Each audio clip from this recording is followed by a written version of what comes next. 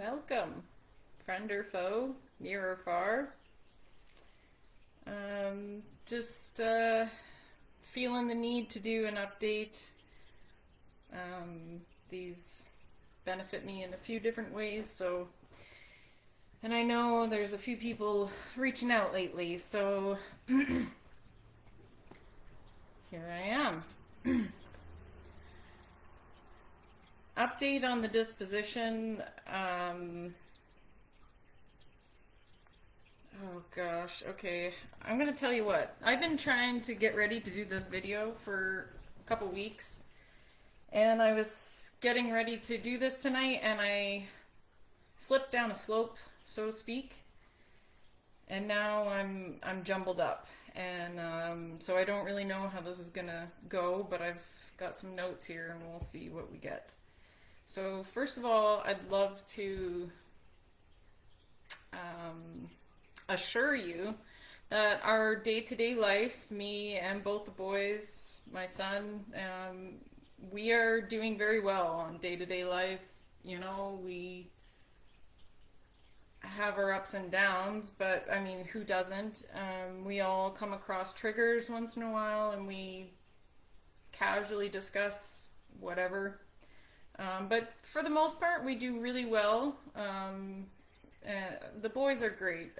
Myself, obviously, I'm stuck in my head a lot more than they appear to be. I have more triggers, I'd say, but, more real life to deal with, so lawyers and whatnot, phone calls. So I'm faced with it more often, so I hit bumps, and, the injuries are a pain, but for the most part, I do very well. I'm very determined not to let this beat me. I'm pretty healthy, and my boys are good, and I try to be thankful for all the little things. If I start to slide, I just get on the floor with the kids, and they're very easy to pull you into the moment if you let them. Kids are wonderful, resilient little beings full of innocence that we forget, and they bring a lot of joy to my life, and I don't know what I would do without the children. I want to say thank you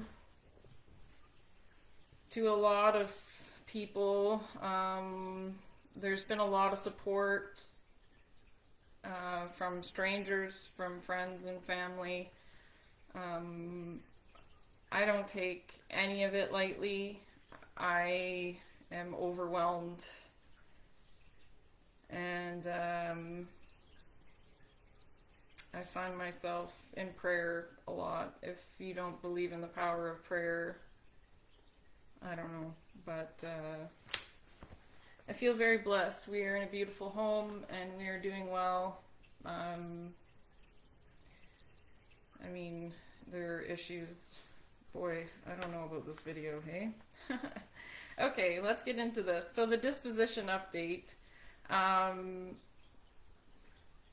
If you haven't already watched my other videos, specifically you should watch the first one titled Not Criminally Responsible on YouTube.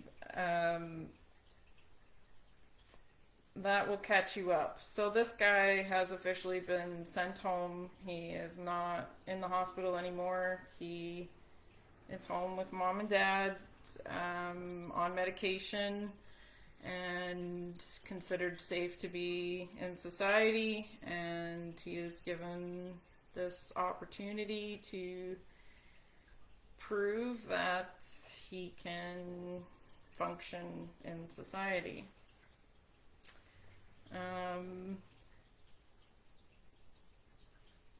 His mom and dad were approved to be his handlers.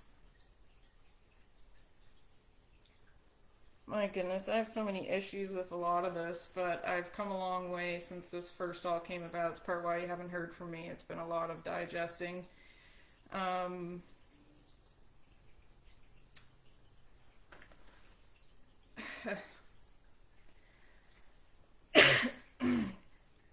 so he's back home. I guess it's summer break, but he's allowed to go to school. Yes, back to college. I don't know if he is, but he's allowed to.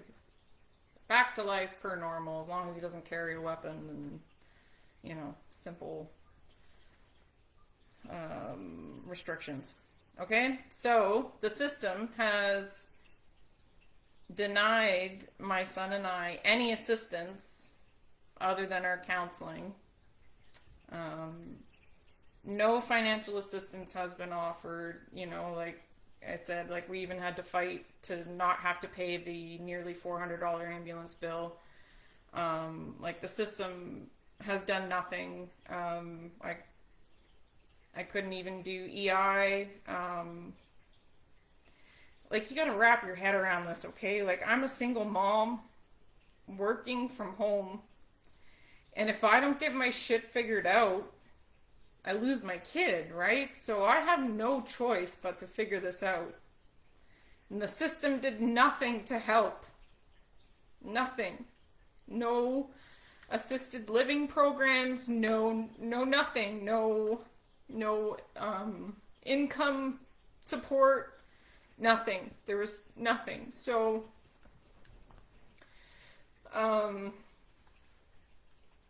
I've burnt through everything I have up to now, and now I'm living on a prayer, as they say. Well, it's very factual. So this is the point where, I hit a wall because the system doesn't want to help me, someone who's been a law-abiding citizen my entire life, paid my taxes, never really hindered society that I am aware of. My little boy certainly hasn't done anything detrimental to society yet. As a matter of fact, he is a perfect mold to contribute greatly to society, yet the system just overlooks us, I guess, because we need to help the man who assaulted us.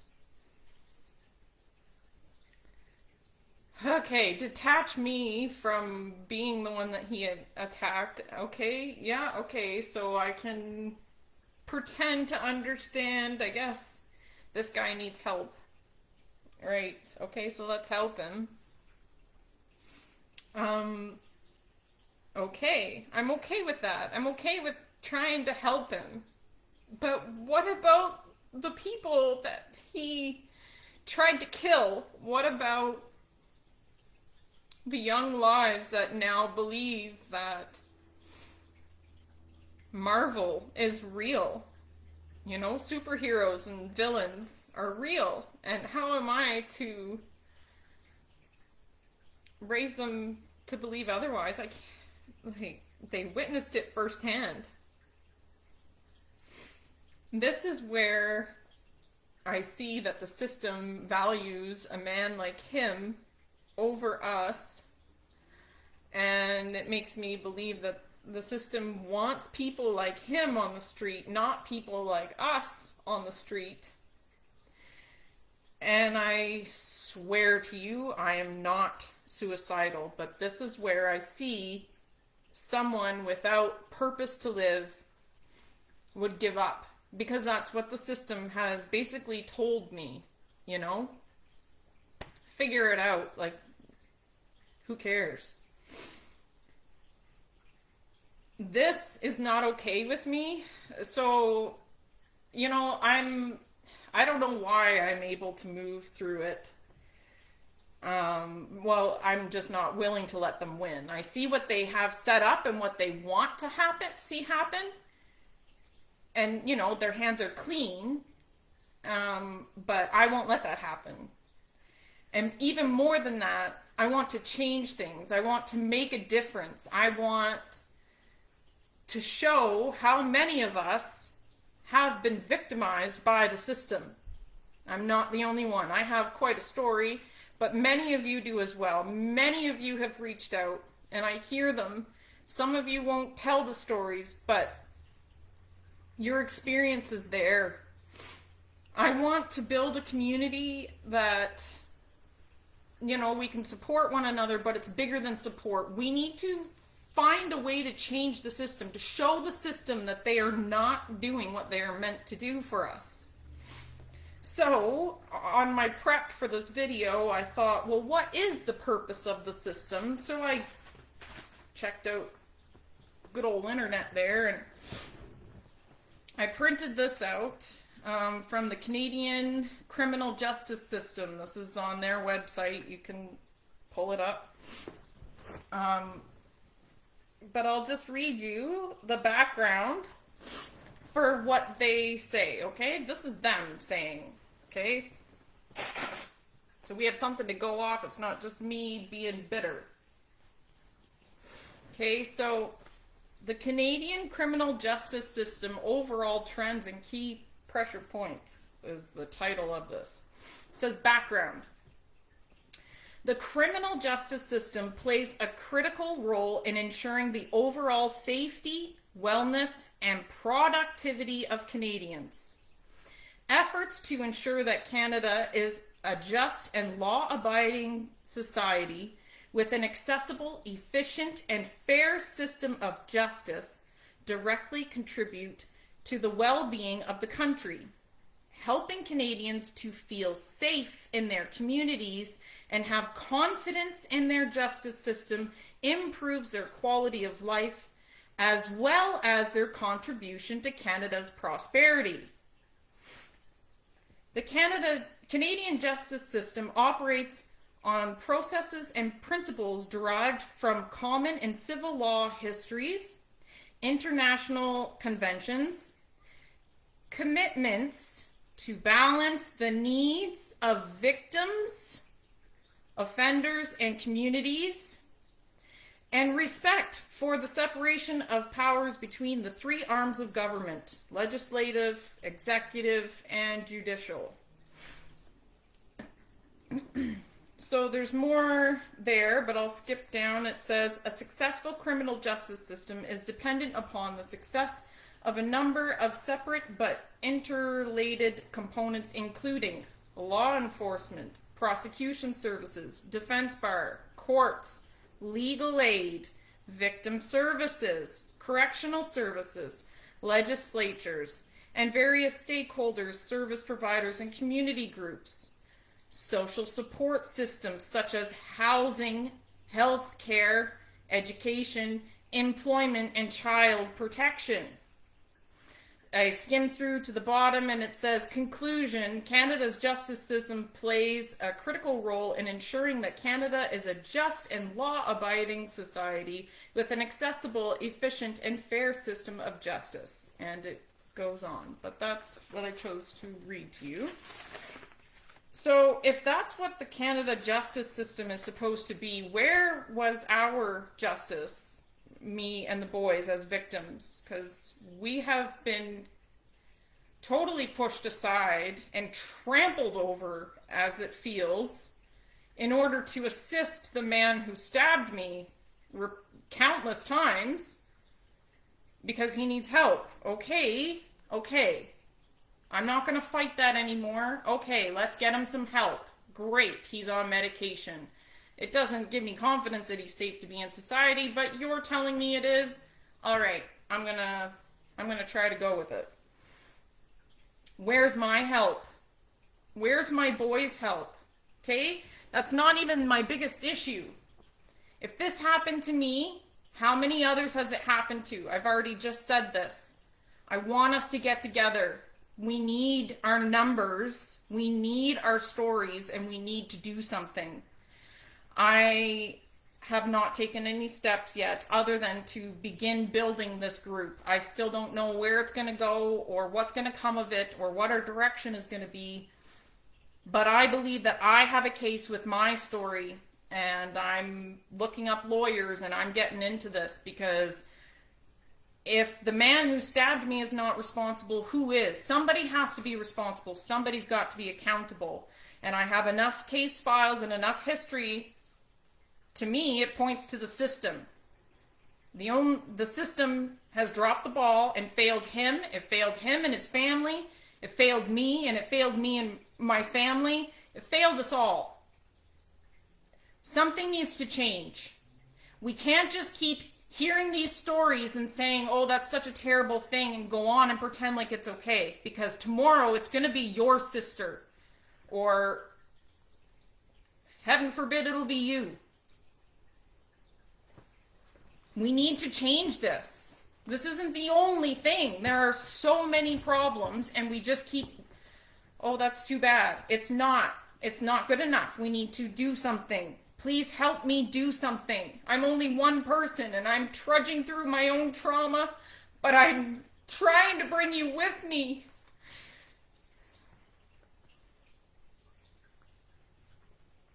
I think about that person who doesn't have the will to go on and that would commit suicide. That's not fair. How many of them are out there?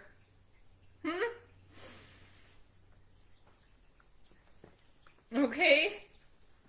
So let's move on from that.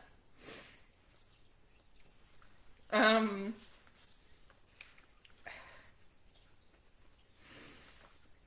don't really know how to tie this in.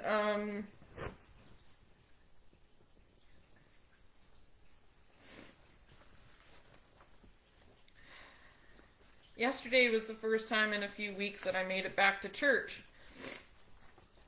Some of you will be surprised to hear that. I'm not really fazed either way, but I always get a lot out of it. But he said 43% of kids will stop attending church when they leave home. I'm one of that 43%. He defined different reasons, and perhaps they slightly define my own, but my biggest answer was that I never got the answers I was looking for. It wasn't enough.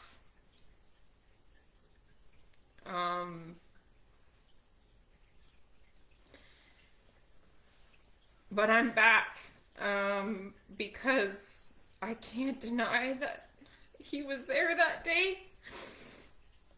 I should have died. I don't know how I stopped him from slicing my throat twice. That was God. That was him. That was not me.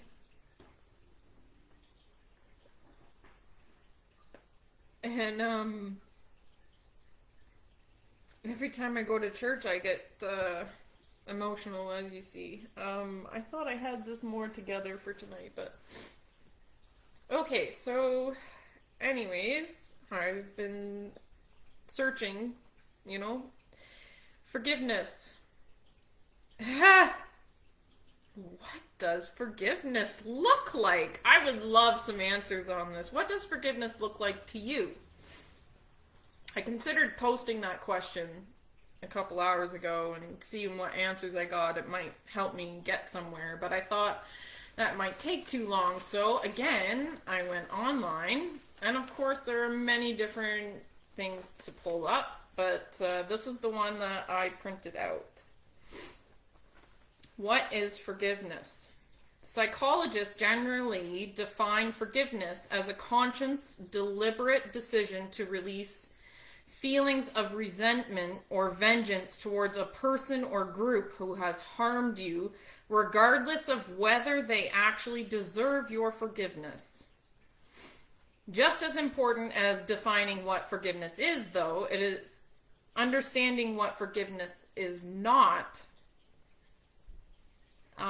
Experts who study or teach forgiveness make clear that when you do forgive, you do not gloss over or deny the seriousness of an offense against you.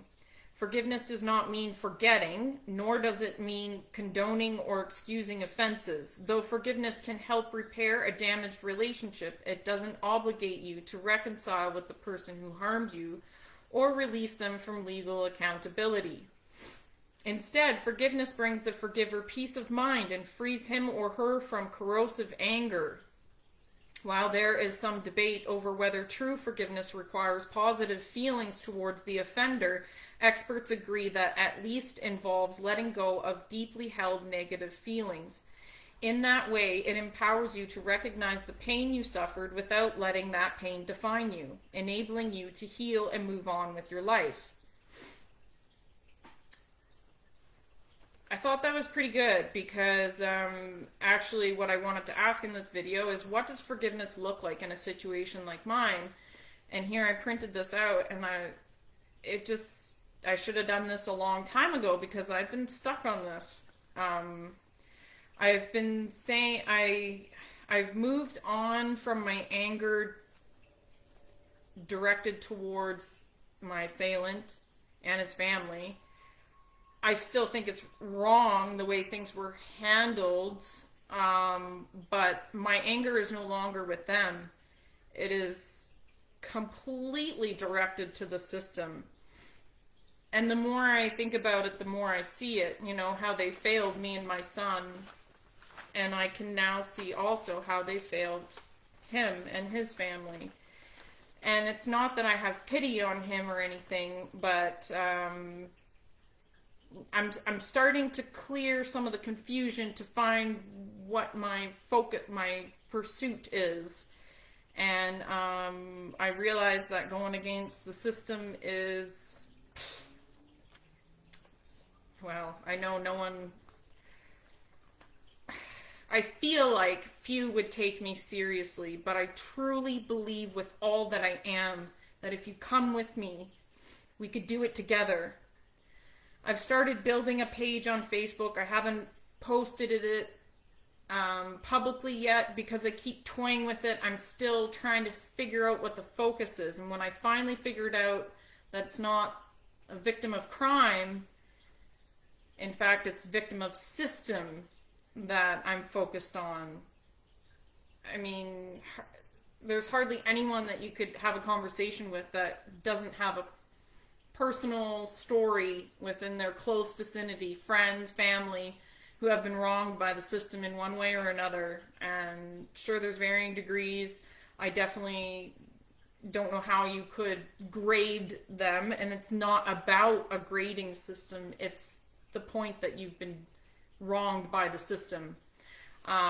With my counseling and the program that I'm working through right now, it's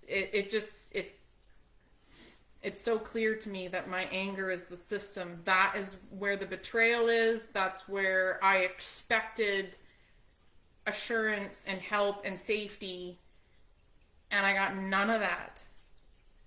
None of it. It all went to him. And I am not arguing that he needs help and attention, but so do we. And even if we change the system, I will be pleased with the fact that we've changed it. I'm not looking for retro, okay? My experience is done. The damage is done. I want to help prevent it for the next person. And if you don't have an experience, but your heart is in it to prevent it from happening to you or someone next to you, please join me in this. So far, and I think I've settled on the title of the page being Victim of the System. I can't call it plural victims. I don't know why, but you can look for that. I haven't put it live yet, but it soon will, especially now that I'm announcing it, because I need your help to help me build it. I don't have all the answers, and maybe some of you have already started some of this journey, and we can get in together and keep going. I'm going to backtrack, and I just want to speak for Victim Services of Grand Prairie. They absolutely did all they could to help us, but I mean, like, their hands are tied other than basically to call me and keep me updated on what's going on. It's not up to them to approve us for any programs or anything. Everybody that I've talked to personally tell me that our story is unusual, and you know,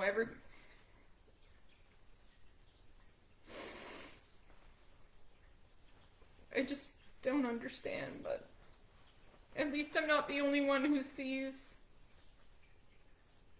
that it's wrong.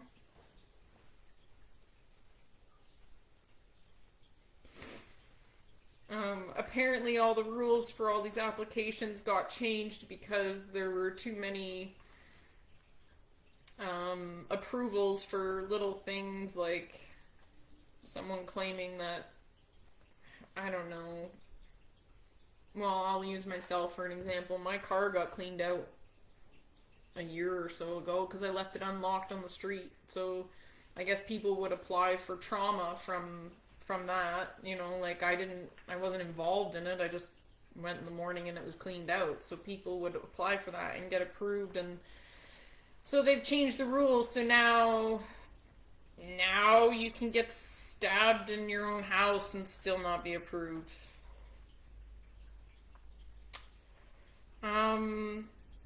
This is a messy video, and I'm very sorry, but like I said, I got triggered before I started, and but I just had to get this out. I'm gonna end with thank you to all friends and family, because we are very, like, I sit with coffee outside all the time. I don't know how I'm here and how I manage to keep staying here, but the Lord provides what we need when we need it, and I'm doing my best not to stress over things because I truly believe that He is telling me to trust Him and wait. I have opportunities and options for my next step in life, work and whatnot.